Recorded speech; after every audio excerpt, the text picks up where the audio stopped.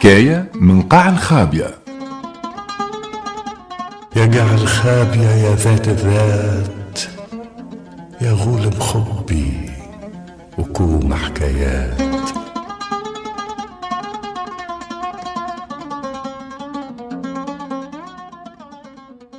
صبات العروسة.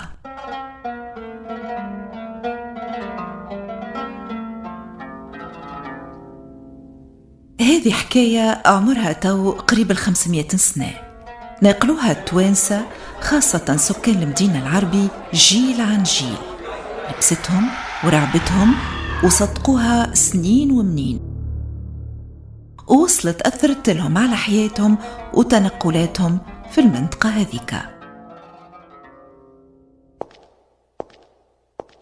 تلقاه ماشي من القصبة لنهج الباشا، وفي عوض ما يعمل قصة توصله في أسرع وقت يفضل أنه يشد ثنية طويلة، المهم ما يتعداش من القصة هذه اللي سموها صبات العروسة.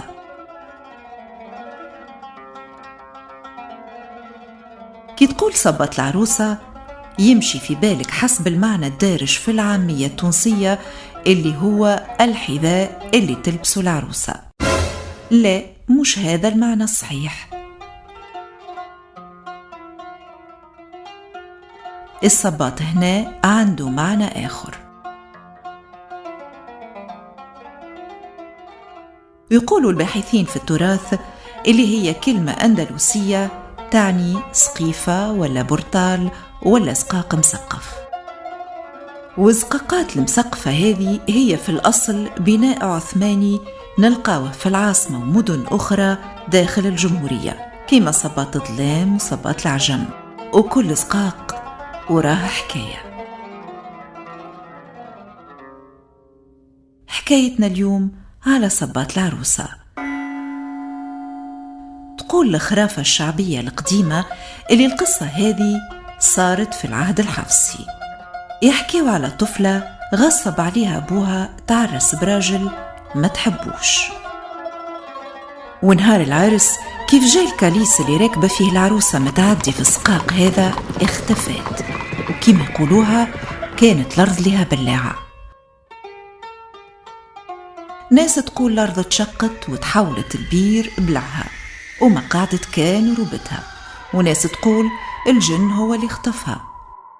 كل واحد وش يزيد من عنده، وحتى حد ما قال مثلا اللي العروسة هذه هربت وأهلها باش ما يتفضحوش طلعوا بالحكاية هذه.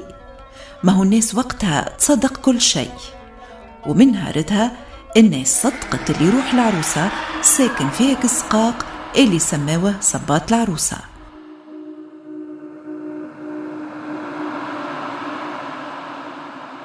وصدقوا اللي صوتها يتسمع فيه.